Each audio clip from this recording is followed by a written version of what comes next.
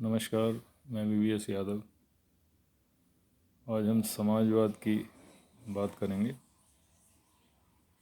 कर्पूरी ठाकुर को भारत रत्न देने का निर्णय किया है मोदी सरकार ने।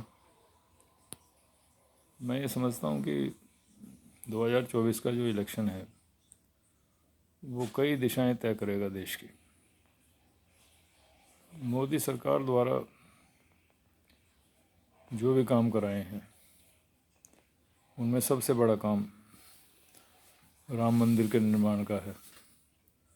और राम मंदिर का निर्माण और उसकी पूजा और उसकी प्राण प्रतिष्ठा मोदी ने की है, शंकराचार्यों के मना करने के बाद भी। क्योंकि शंकराचार्यों का कहना था कि अधूरे मंदिर में प्राण प्रतिष्ठा नहीं हो सकती और मंदिर दिसंबर 2024 तक बन पाएगा। तो इन्होंने फूलों का गुम्बद बना के या जो भी ऊपर जो है उसका सिर बना के उसको बहुत ही जल्दी में, क्योंकि 2024 का इलेक्शन नज़दीक है, तो क्योंकि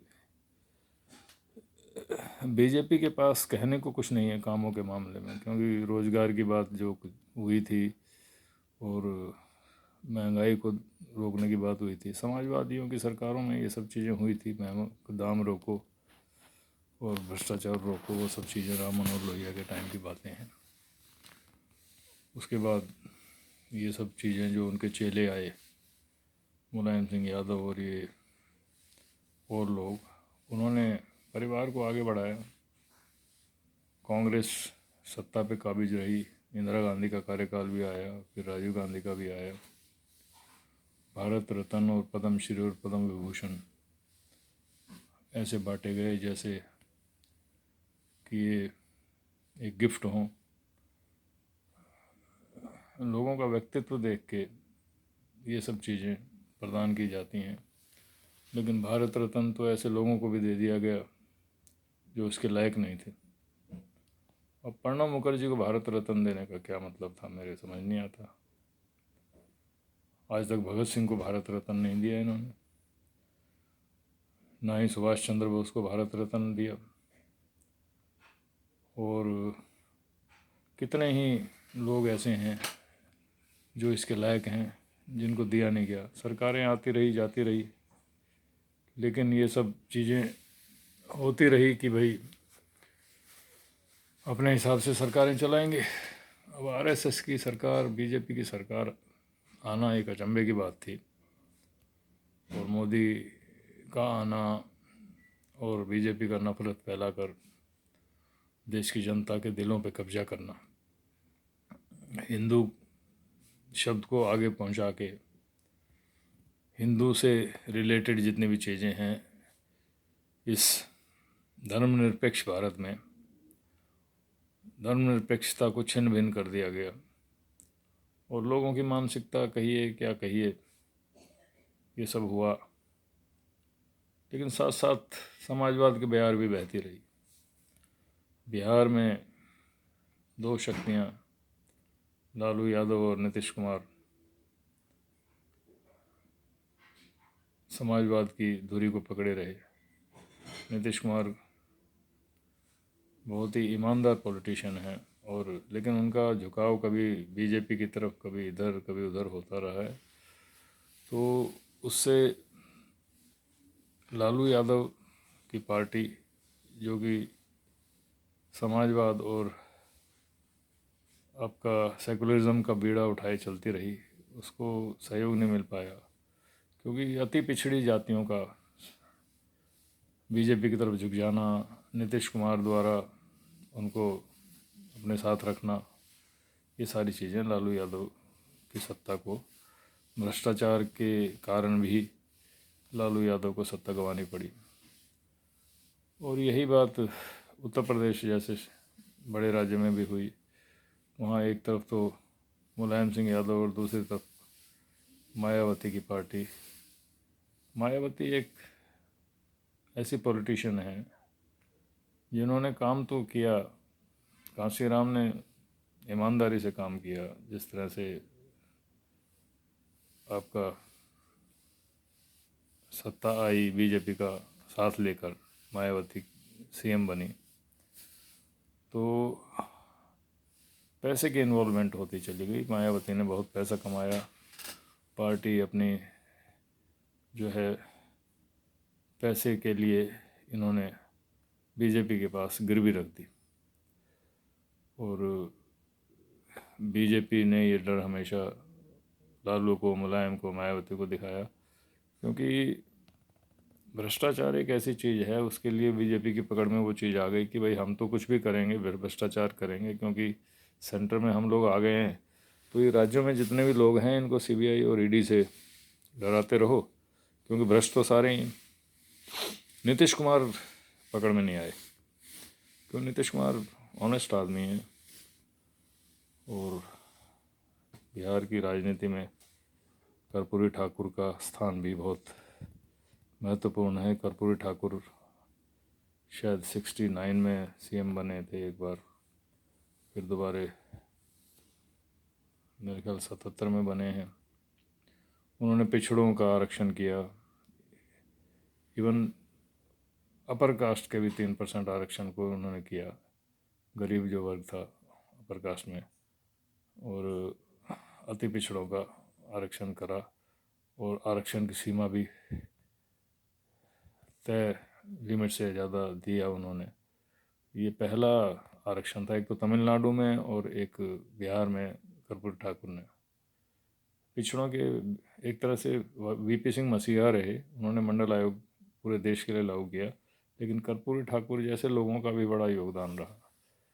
पीछे जब बीजेपी आई है तो बीजेपी ने 40% पिछड़ों का वोट ले लिया, ओबीसी का प्रधानमंत्री कह के, जो कि आज की डेट में कहते हैं कि मैं जातें दो ही होती हैं, गरीब और अमीर।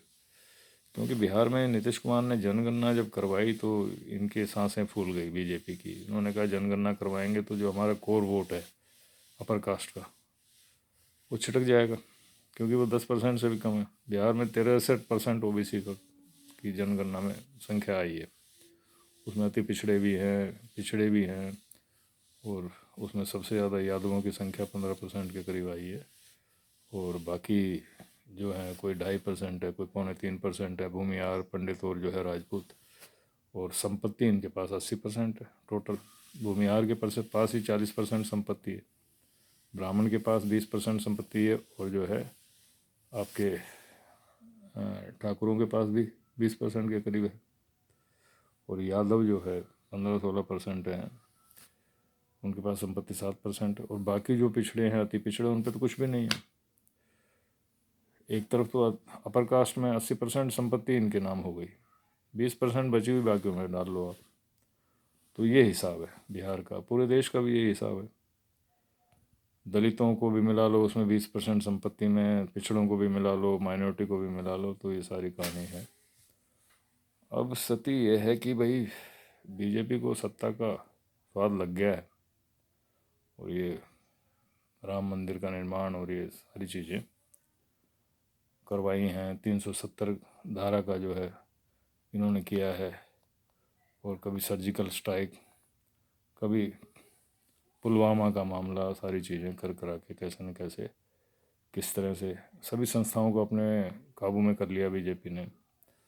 और जो सबसे गरीब आदमी है देश का, 80% के करीब आप ये देखो कि इन्होंने 80% कह लो, 80 करोड़ लोगों को ये 5 किलो आटा कह रहे हैं हम दे रहे हैं, और 5 किलो आटा देने का मतलब ये है कि आपने 10 साल में इस काबिल नहीं किया देश को कि उन्हें 5 किलो आटा ना लेना पड़े, उन्हें रोज़गार मिले, उनके घर ठीक ठाक चलें, सब लोग खुशहाल रहें। वो सब तो होना ही नहीं था, क्योंकि देना ही नहीं था कुछ भी।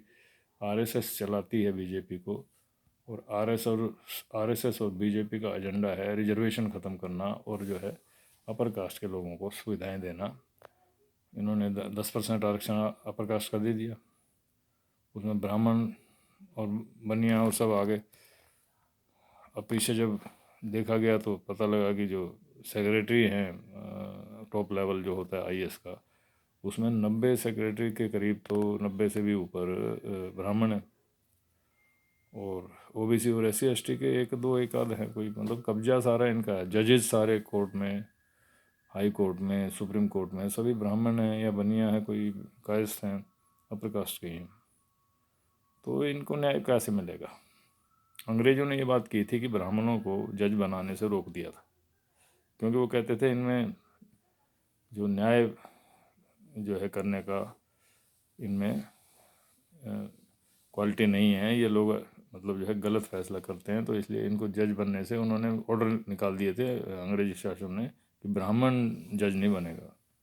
तो इस तरह की व्यवस्था उन्होंने कर दी थी, इनको सबको दबाया। और उनकी देखो, एक बात तो माननी पड़ेगी, बेशक उन्होंने राजाओं को पाला, 65 कितने 650 के करीब जो है राजा रहे उस टाइम जो अंग्रेज़ों के पास थे, और वो जनता को पीड़ित करते रहे, विकास नहीं होता था। लेकिन अंग्रेज़ों ने जो विकास किया अपने दम पे, जो सेंटर में उनकी सरकार थी, उन्होंने रेलवे का विकास किया, और आपके इंजीनियरिंग कॉलेज, मेडिकल कॉलेज, उन्होंने बसने के लिए हिंदुस्तान में जो है ये सब चीज़ें की थी, बहुत काम किए।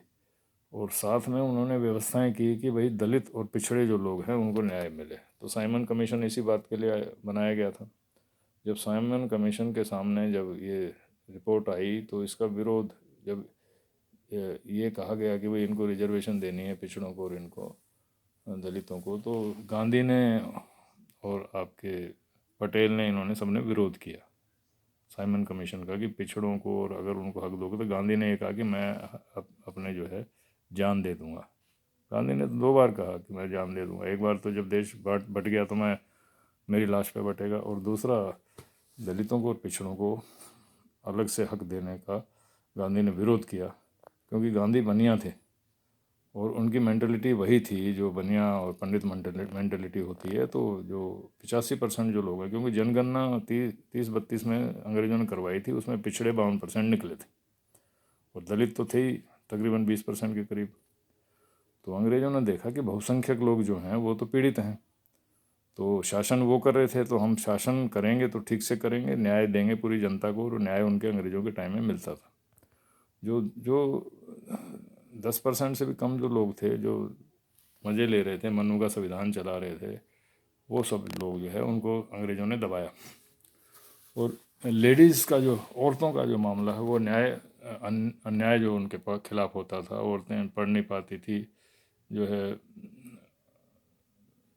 मतलब बुरा हाल था। अंग्रेज़ों ने एक्ट बना के ये आपके औरतों के खिलाफ जो कानून थे, उनको दबाने के कानून, उनको शिक्षित करने का कानून बनाया, उनको सती प्रथा ख़त्म की। और औरतों को, जो आज ये औरतें बोलती हैं बीजेपी के साथ हैं, इनको ये समझना चाहिए कि बीजेपी वाले जो ब्राह्मण जो लोग हैं जिन्होंने RSS बनाई थी, वही तो औरतों के खिलाफ थे, वही तो न्याय नहीं देते थे। तो अंग्रेज़ों ने इनको, ब्राह्मणों को पूरी तरह से दबा के रखा, RSS को, और मतलब लेडीज़ को भी न्याय दिया, दलितों को, पिछड़ों को, सबको न्याय दिया। तो आज जिक्र हो रहा है कि कर्पूरी ठाकुर को जो भारत रत्न देने में काय को आ गई बीजेपी, क्योंकि जनगणना के बाद से बीजेपी का और RSS का हाल ख़राब है। इन्होंने इसीलिए फटाफट राम मंदिर का उद्घाटन करके उसमें प्राण प्रतिष्ठा करके कि भाई कुछ वोट तो हमारे बने, क्योंकि पिछड़े जो अनपढ़ लोग हैं और वो तो राम के चक्कर में आ जाते हैं। वो तो कहते हैं भाई भगवान हमारा बुरा ना कर दे, जो हम थोड़े बहुत हो गए वो भी हो जाए कल्याण हमारा। तो भगवान है, इन्होंने भगवान भर रखा गरीब के दिमाग में, विज्ञान नहीं भर रखा। जो अम्बेडकर ने कहा था, अम्बेडकर ने हिंदू धर्म इसलिए छोड़ा था कि भाई ये लोग मतलब जो है दलितों को और पिछड़ों को दबाते हैं। अंग्रेज़ों ने ये काम ठीक किया, अम्बेडकर और अंग्रेज़ों ने साइमन कमीशन बनाया, उसके बाद इनको हक दिया। तो रिजर्वेशन का जो विरोध गांधी ने भी किया, पटेल ने भी किया, नेहरू ने भी किया। तो ये सारी चीज़ें होती रही, लेकिन वो संविधान जब लिखा गया तो अम्बेडकर ने संविधान में लिख दिया कि भाई रिजर्वेशन होगी दलितों की, और पिछड़ों की रिजर्वेशन एक बार फिर काउंटिंग होके जनगणना की दोबारा करी जाएगी। और पिछड़ों के जनप्रतिनिधि के तौर पे कोई भी नहीं था उस टाइम, कोई नेता ही नहीं था, यही थे गांधी वांधी नेहरू और ये सब पटेल वगैरह। तो इन लोगों ने अपने अपर कास्ट के लोग थे, अपर कास्ट की साइड लेनी थी। तो पिछड़ों के कोई नहीं था। पिछड़ों का तो कल्याण हुआ, काका कालेलकर की रिपोर्ट बनी, उसको दबा के नेहरू ने रखा, इंदिरा ने दबा के रखा। जब चरण सिंह प्रधानमंत्री बने तो उन्होंने मंडल आयोग बना के ये जो है मंडल आयोग गठित किया कि भाई पिछड़ों की को जो है न्याय दिया जाए। और उस टाइम सारी जो है जातें काउंट की गई, कौन कौन से आदमी हैं पिछड़े। तो उसको फिर इंदिरा गांधी की सत्ता आ गई और इंदिरा गांधी ने फिर उसको फाइल को फेंक दिया। उसके बाद जो है जब वीपी सिंह की सरकार आई तो वीपी सिंह ने इस बात को, क्योंकि वो ईमानदार आदमी थे वीपी सिंह, उनकी बुराई बहुत लोग करते हैं, वो राजा नहीं फ़कीर है, भारत की तकदीर है, ये नारे लगते थे। वीपी सिंह का चरित्र बहुत ईमानदार चरित्र था और वो गरीब की सोचते थे। तो उन्होंने मंडल आयोग जो है ये लालू, मुलायम और पासवान ये सब जो है उस टाइम उनके साथ थे और इन्होंने उनको थोड़ा कन्विंस किया। और उन्होंने जब ये सारी की सारी देखी चीज़ें और पूरा उसको लागू करने से पहले उसको पढ़ा और देखा कि भाई ये तो बिल्कुल अन्याय हो रहा है। इतने सारे गरीब लोगों के साथ 3,000 से ऊपर जात हैं जो मतलब जिनको प्रतिनिधित्व ही नहीं मिला, सामाजिक न्याय उनके लिए करना पड़ेगा। उनके पास ना तो ज़मीन है, ना नौकरी है, ना शिक्षा है। तो उसको वीपी सिंह ने उस चीज़ को देखते हुए ये मंडल आयोग की घोषणा कर दी।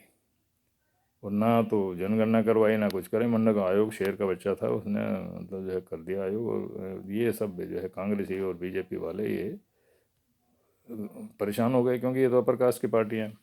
इन्होंने मिलजुल के अडवाणी तो कमंडल लेके चल पड़े और सरकार वीपी सिंह की गिरा दी। और कांग्रेसियों ने विरोध किया, इनके नेताओं ने, कि भाई हमारी तो कुर्सियाँ ही छिन जाएंगी अगर ये इनको रिजर्वेशन मिली, शिक्षा मिली, तो ये जो ये लड़के पढ़ने लगेंगे इनके, तो फिर तो हमारे पास क्या रहेगा, ब्राह्मणों के पास, बनियों के पास। तो ये सारी चीज़ें घूम फिर के सारी स्थिति इस तरह की हो गई।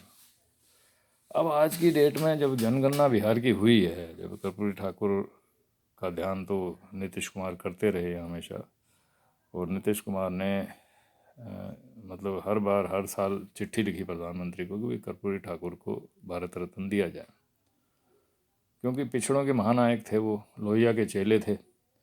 लोहिया और ये कर्पूरी ठाकुर और ये सारे के सारे आपके मधुलिमय और मनीराम बागड़ी, ये सब उस टाइम के साथी थे लोहिया के। मुलायम सिंह यादव भी उनमें थे, जॉर्ज फर्नांडिस हो गए। तो कर्पूरी ठाकुर ने वहाँ जो है बिहार में कमाल कर दिया। उन्होंने पिछड़ों को रिजर्वेशन दिया और उससे सारे ये जो कांग्रेस के और ये सब लोग चिढ़ गए, उनकी सरकार गिरी है इन लोगों की वजह से। लेकिन उनका प्रयास बहुत सराहनीय था। और एक ऐसा चीफ मिनिस्टर ईमानदार जिसका कुर्ता फटा रहा जब तक वो सीएम रहा, कुर्ता फटा हुआ कुर्ता पहन के जब वो जाने लगे तो एक दिन परिवार के लोगों ने कहा, ये आपका कुर्ता फटा हुआ। कहता है मेरे राज्य में हर गरीब का कुर्ता फटा हुआ है, तो मैं कुर्ता फटा हुआ ही पहनूँ तो अच्छा है। इतना महान आदमी था। नाई थे जात से, अति पिछड़ी जाति है, लेकिन वो इतने महान थे कि उन्होंने सीएम बनने के बाद गरीबी में जीवन बिताया। उनके पिता जो है पेड़ के नीचे बैठ के वो अपना बाल काटने का काम करते थे और सब करते थे। तो कितनी पीड़ा में वो पढ़े लिखे, उन्होंने पढ़ाई करी। और उसके बाद जो है चीफ मिनिस्टर बनने के बाद उन्होंने पैसे की तरफ देखा भी नहीं और अपनी आधी तनख्वाह तो जो है गरीबों के लिए दे देते थे, आधी तनख्वाह रखते थे। परिवार उनका, अब उनके जाने के बाद आज की स्थिति ये है कि उनका परिवार एक कच्चे मकान में रहता है। कैसे कैसे लोग थे और अब कैसे कैसे हैं। मोदी का करेक्टर बिल्कुल भी नहीं मिलता कर्पूरी ठाकुर से। मोदी एक जो है 15-15 लाख के सूट पहनने वाला है और जो है इतने बड़े करोड़ों के जहाज़ में घूमने वाला, अपनी अपने जो है पूरा दफ्तर बना लिया, पार्लियामेंट बना ली। ये व्यापारी लोग हैं, जो गुजराती लोग हैं। इन लोगों को समाजवाद से कुछ लेना देना है नहीं। अब इनकी हवा निकली कि भाई जो है अब अडवाणी वडवाणी ये सब जो है इनका तो कल्याण हो गया, तो ये अब ये जो आ गए भाई साहब अमित शाह और जो है मोदी, इनके पुराने कारनामे तो सबको ही पता है। 10 साल सीएम पीएम रह जाना, 15-13 साल सीएम रहे गुजरात के। तो ये राम का जो ड्रामा फैला के इन्होंने आरएसएस ने शुरू से ही, ये जितने भी सन्यासी वगैरह सब ये जो मिल के बजाय अमेरिका और यूरोप की तरह सोचते, विकास की सोचते, साइंस की सोचते, वो सोचा ही नहीं। अम्बेडकर संविधान में सब लिख गए थे। अम्बेडकर ने कहा था कि ये लोग फिर गड़बड़ करेंगे, और वो गड़बड़ आज की डेट में नज़दीक आती नज़र आती है। तो अब स्थिति ये है कि आने वाला जो 2024 का इलेक्शन है, इसमें जो इंडिया गठबंधन और बीजेपी की टक्कर है, उसमें देखते हैं क्या होता है।